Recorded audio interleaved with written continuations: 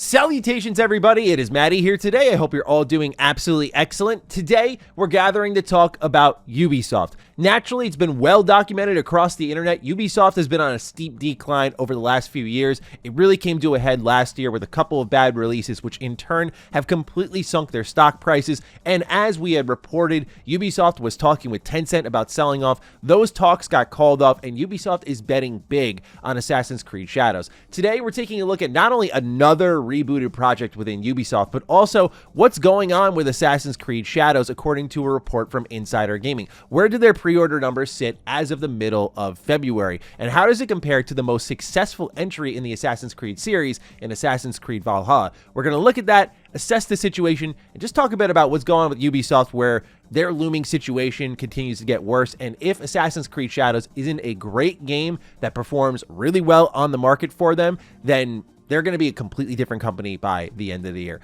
We'll talk about all of it here and now. Ladies and gentlemen, if you're new here, consider subscribing. Also, check out Insider Gaming because Tom Henderson and his team do excellent work, and it's because of their reporting here we're able to make a video like this. So let's start off at the top with a Far Cry game. Yes, a Far Cry game, as reported by Insider Gaming. Far Cry extraction-based multiplayer shooter has been rebooted. Have you seen this one before? Probably. As we've started to cover Ubisoft a little bit more here on the channel, we've documented multiple reboots happening internally, projects changing directions, studios getting shut down, so add this one to the list. What we have here is the Far Cry extraction-based multiplayer shooter under codename Maverick has been rebooted, Insider Gaming has learned. Project Maverick, which was initially intended as a multiplayer component to Far Cry 7, morphed into its own project in early 2023, but after internal review, the project has been rebooted. Now, I want to start off on a slightly optimistic note.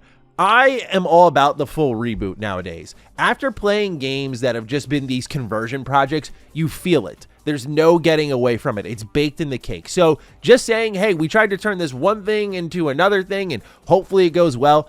I'm wondering if obviously it's something internally or that they saw their games on the market, try to do these conversion projects, and they don't always come out the best. Like, the victory is more for the development team than the consumer spending money on the product. Continuing on, they say that's according to several sources familiar with the project's development, who said that the writing was on the wall for a number of months. It was said that the final nail in the coffin came after a dedicated tech team called Talisker, also the old name of Far Cry 7 before it morphed into two separate projects, moved from Maverick to be fully dedicated to Blackbird in late December to ensure the project stays on track. Maverick was going to be an extraction-based multiplayer shooter set in Alaska where players would try to survive and extract in the harsh elements against wild animals, AI soldiers, and other players. It's understood that Ubisoft Montreal, the studio heading both Maverick and Blackbird, aka Far Cry 7, will take the multiplayer game back to prototyping with Ubisoft Sherbrooke, Ubisoft Berlin, who were also assisting on the game's development, has seen around a dozen or so developers move to Blackbird, and another dozen move on to another project. However, it's understood approximately 50 developers are now left without an assigned project and will likely be placed on viability this month. It's kind of that same development process again with Avowed that they talked about, where you're laying the tracks down as the train is moving. And while smaller teams can get away with that because there's less heads to manage, when you have 50 people who are like, coming to work, I don't know what I'm going to do today, never really a great sign. I don't want to doom a game before I even get a chance to see what it is. I hope it turns out well, but a lot of these are worrying signs at the very least. The exact reason for Maverick's reboot is unclear, but the decision seems to have been made as part of Ubisoft's new strategy to streamline its teams and projects amid the company's struggles. That being said, some on the Blackbird project feel like a 2026 release date is still fairly optimistic, with the project bloating in headcount and budget. Teams on the project include Ubisoft Montreal, Berlin, Annecy, Redstorm, and the Talisker team. That being said, the project has already started playtesting, with several sources telling Insider Gaming that the game played great and changes up the traditional Far Cry formula in a number of ways, from overall gameplay to the movement mechanics. At the time of writing, Ubisoft has yet to officially comment on Maverick or Blackbird. So it's good to hear that it seems like it plays well, but for me, at least when it comes to Far Cry, it's like, how crazy does the world get? I will say, if there's one game I felt like I didn't appreciate enough in my review on one element, it was Far Cry 5's story.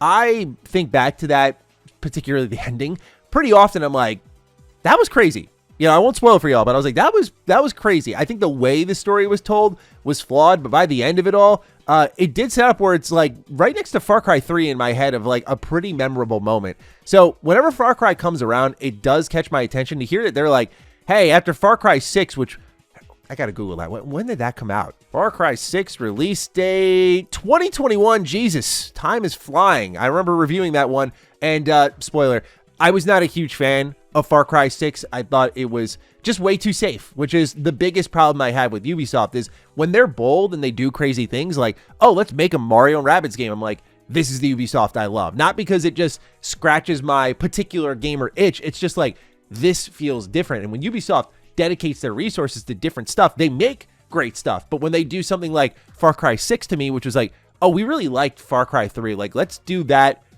again and hit the same notes again. That leads to me crashing out in my review. Like, what is going on here? But if they're saying 2026, just in general, the window seems optimistic. It is likely going to be a while before we see any of this. It entering a playtesting phase is good. Get that feedback in, make the adjustments. So maybe we'll see an announcement at least within the next year and see what's going on there. But obviously not a great sign for what's coming up for Far Cry. But now we shift to what's very close by, and that is Assassin's Creed Shadows. And recently I saw on Reddit like the entirety of Assassin's Creed Shadows had leaked online. So that's already floating out there. And that's kind of important to consider here because of the pre-order numbers and how far off they seem to be from where Ubisoft truly wants to be. So let's start off with this report here from Insider Gaming. It says, Ubisoft is confident on releasing Assassin's Creed Shadows on March 20th. Now, this does come back to mid-February. Keep that in mind, but it's really the data within it that I wanted to talk about and less about the release date holding, but we'll still dive into that as well.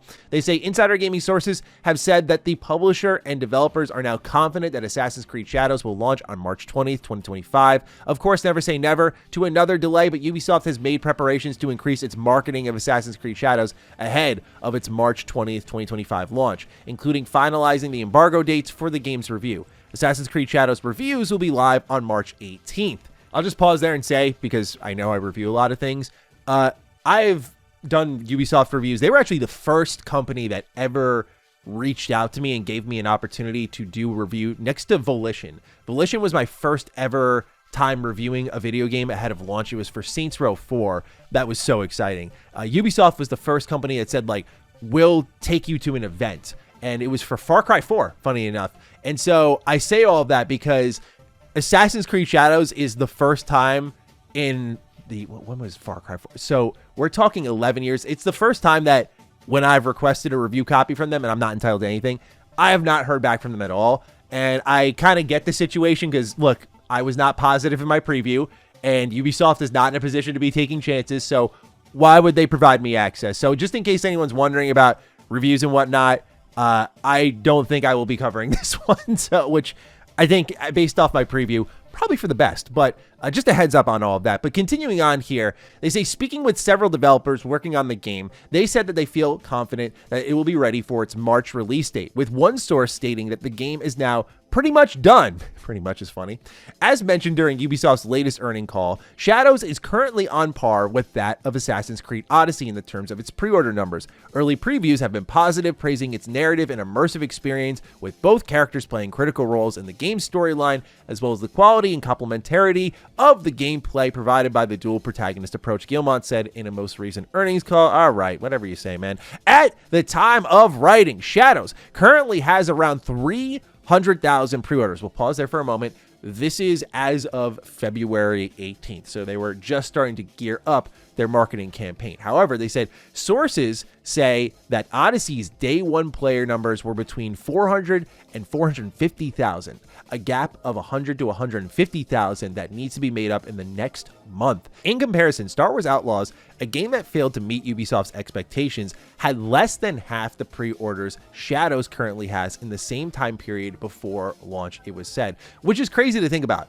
Having a Star Wars product, and I know the Star Wars brand has been unfortunately whittled down, but 150,000 pre-orders for a AAA Star Wars game, that is very scary. But we also got to see how far past the pre-order mark those numbers can explode to. And it still wasn't enough for Ubisoft, but it obviously gives them a better launch pad the higher that pre-order count is, where Star Wars Outlaws was able to jump past 1 million sales pretty quickly, but then stagnated after. So you can still make that jump, but 1 million copies for a AAA Star Wars game just will never cut it. Continuing on, they say, looking at the data, if Shadows continues the same trajectory as Odyssey throughout launch, it's estimated the game could approximately sell 3.5 million units in its first month. Valhalla, which was the series' most successful Assassin's Creed game, had some 8 million players in the first month, with more than 65% being attributed to past generation consoles at the time. So Ubisoft needs, I am just admittedly guessing here, but you'd have to think, for a company that's about to sell off, they need a Valhalla level success. I think that makes sense, or at least close to it, floating around it. Do you have to surpass it? Obviously, that's ideal. That'd be great. But doing not even half of what Valhalla did with what was your most anticipated location for Assassin's Creed is a pretty bad sign. Now, the pre-order numbers and the projected player count does show that Assassin's Creed still has pull as just a brand on its own. But what it also shows is that a lot of companies have done what Ubisoft was expected to do years ago. And I think that is what will hurt them most with Assassin's Creed Shadows. Like, I see this alternate timeline where they do this game in like 2019, or 2018. They do it at the same time instead of Odyssey, which I like Odyssey a lot, but they do that game instead. And there is a world where a lot of people, even if the game isn't as good as what we get with Ghost of Tsushima, just pick it up because it's like, this is the Assassin's Creed game that I dreamt of when we first started playing the series. And I think you, myself, many of us are in that same boat of like, when we started playing Assassin's Creed, we were getting amazing video games, but the obvious setting we all kept going back to is like, yo, being a ninja in Japan. Obvious, easy, punch it. But I feel like a lot of companies make the mistake of having the break glass in case of emergency game, which is not what you should do with a great idea, because what happens is Ubisoft is a living example of it that I hope other companies learn from. And it's that they sat on their hands for so long that you'd eventually get Ghost of Tsushima, you'd get Rise of the Ronin, you'd get these open world Japanese games, you'd get more Japanese style games. If we want to stick with Koei Tecmo, you get a Neo. There are so many different games that would just address what people were looking for from Ubisoft, where by the time Ubisoft showed up, it's still like, okay, Assassin's Creed fans will pull up, people who are interested in Assassin's Creed in Japan will pull up. Obviously, the open world structure of a Ubisoft game speaks to a lot of consumers as well, and that is an important part of the conversation, even if the more hardcore gaming community doesn't get down with it as much. Ubisoft's more guided open world structure does pull a lot of people in and keep them more captivated. With all that in mind, though, there is a world where this game could have probably surpassed Valhalla if they did it at the right time. That's the other thing, is the lightning in the bottle moment. The timing of everything is so important. We touched on that a little bit with Warner Bros. We talked about how the Warner Bros. Game situation, they took lightning in a bottle and tried to put it back in the bottle with Multiverses. They were like, we're going to take this off the market and we're going to reignite our zeitgeist when we come back. And it's like, that's just not how things work. Unfortunately, with how long games take to make, that is the dice roll that you do, where when you commit to an idea, you have to think like, half a decade from now, this idea will still resonate. It's why you get companies like Ubisoft and others where, why are you chasing trends years after they're not relevant? It's because these games like Assassin's Creed Shadows, based on a development timeline that's pretty typical of like 5-ish years, this was greenlit around the time Ghost of Tsushima was like ramping up its marketing or releasing, and Ubisoft was like, we got to do that, right? Because this was the Ubisoft special. They would wait, they'd be passive, they wouldn't take risks, someone else would take the risk, they would note the interest of it, and then try to do something themselves. That's why you'd see Ubisoft in every genre that was popular, everything from battle royale to open world Japanese video games. And that's where good game design kicks in, because I think when you look at a game like Onimusha, which is coming out from Capcom next year, yes, I've played a lot of samurai style, ninja style, Japanese style games over the years, but what's separating that one? Great game design. How is that? It's the way the combat works, how dynamic it seems to be, where you're interacting with so many objects in the environment. Like, that is high on my hype list personally, because I just think the combat alone is such a difference maker. So yes, you're going to always have games that are set in Japan, feudal Japan, different time periods in Japan. That's going to be a thing. But when Ubisoft has that same game design structure that we've seen before, that will speak to a base, as I talked about earlier, like a little bit more of a casual base, or people will like their kind of open world junk food. There's nothing wrong with that. But if you want that broad appeal, you got to do something a little more unorthodox, or remind people of a thing like a Space Marine 2. You got to remind people of a thing that they haven't had in a while and go,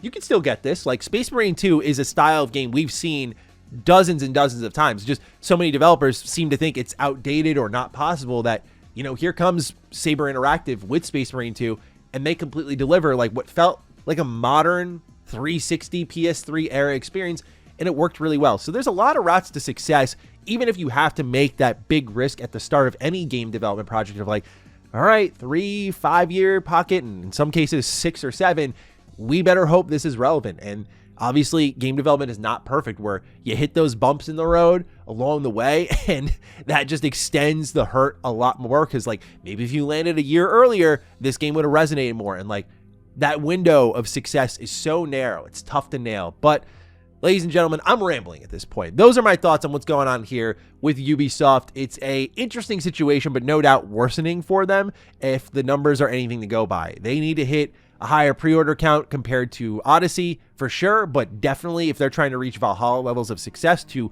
maintain the company's independence, if you will, that does not look like they are on track for that. The sentiment around Assassin's Creed was a lot more positive, and interestingly, Valhalla did so well at a time where Ubisoft was doing Immortals Phoenix Rising as well as Watch Dogs Legion. And I remember that was during the pandemic where I reviewed all 3 of those games, and it was like hell going 3 Ubisoft open world games back to back. Even though each of those I enjoyed to different levels, that was like ridiculous of them. So for Assassin's Creed Valhalla to find that level of success in that amount of Ubisoft open world games is crazy.